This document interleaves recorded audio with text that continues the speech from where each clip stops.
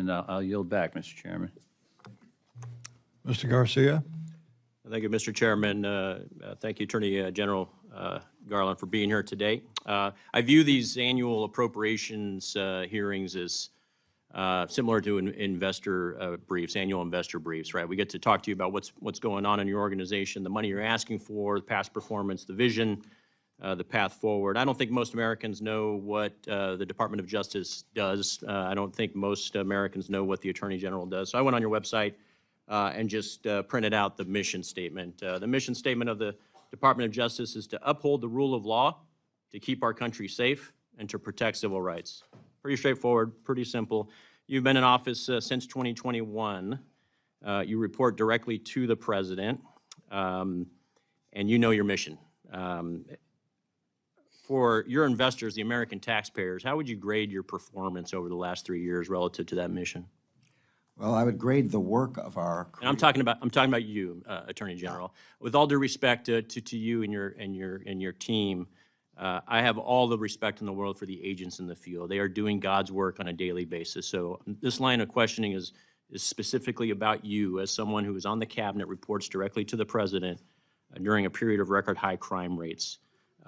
Before my colleagues across the aisle get offended, I am not talking about the agents in the field here. I think they're doing God's work. They're doing A+ with the resources that they're given and the policies that they're working under.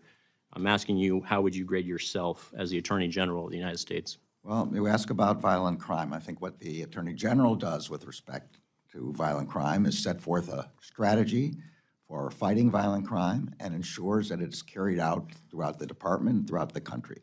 So what I did almost immediately after I came into office. I don't mean to cut you off, but we're short on time. I'm just asking for a grade, A through F. How are you doing? I'm going to give myself an A, Okay. With room for improvement. Okay. Let me explain to you why I would give you an F. We just heard why Mr. Cartwright from Pennsylvania was citing the decline in crime nationwide. Your mission is to uphold the rule of law, and crossing the border is a crime. It is illegal per Penal Code 8 U.S.C. 1325. Crossing international border is a crime. We have 7.5 million people under your tenure who have come across our border. When you say there's a decline in homicides by about 20%, historic high in decline in homicides in 30 years or 50 years, whatever the number is, does that include the 75,000 people who were killed by fentanyl or poisoned by fentanyl by, in many cases, dealers who knew they actually were selling fentanyl and the victims did not? Does that decline in homicides of 20% include the 75,000 fentanyl poisonings?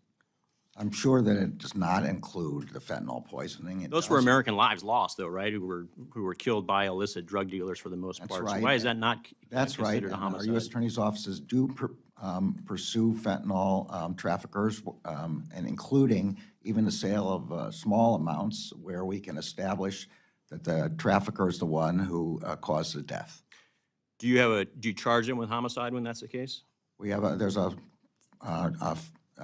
narcotics statute that includes a sentencing enhancement for death. We don't prosecute homicides; those are state law. Okay, so I just want to be clear, when we're putting the cape on and saying there's a 20% reduction in homicides, we are not counting the 75,000 Americans that have been killed by this drug over each year. I don't believe the second metric of keeping our country safe. We talk about the deaths to America chants in some of our cities. We heard Ray's testimony last year that we're in one of the most precarious positions our nation has been in our nation's history in the last several decades. We have 10,000 people entering our border a day illegally, 7,000% increase in Chinese immigrants coming across our border illegally, 10,000 people a day coming across the borders.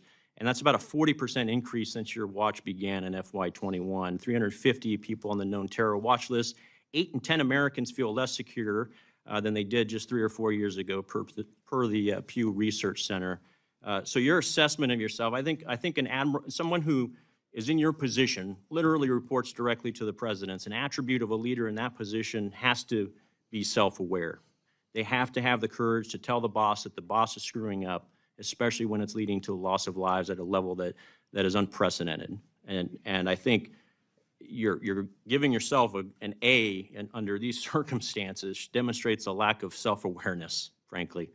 I think you've earned an F. I think you need to talk to your boss and tell them that the policies are killing us. It's not the lack of money. I respect the $37 billion investment request here. If I was in charge, I'd give you more, but it's the policies that are broken. And so with that, I'm out of time. I'm happy to discuss more things, but I will wait for the second round to talk about the treatment of law and the application of law to certain demographics, and I yield back. Thank you, Mr. Chairman. Mr. Morelli? Yes, thank you, Mr. Chair. I'd like to yield some time to Mr. Cartwright. Yeah, and I'd like to give the Attorney General a chance to respond to what he just heard. Yeah.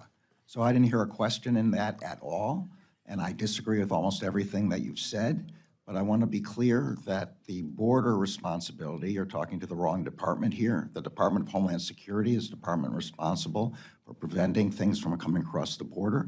The President and the Secretary of Homeland Security have proposed a bipartisan bill to protect the border, to reduce the number of people who come across, and to increase the money spent to prevent fentanyl from coming across the border. So that would be my recommendation in that respect. And I'll yield back to Mr. Morelli.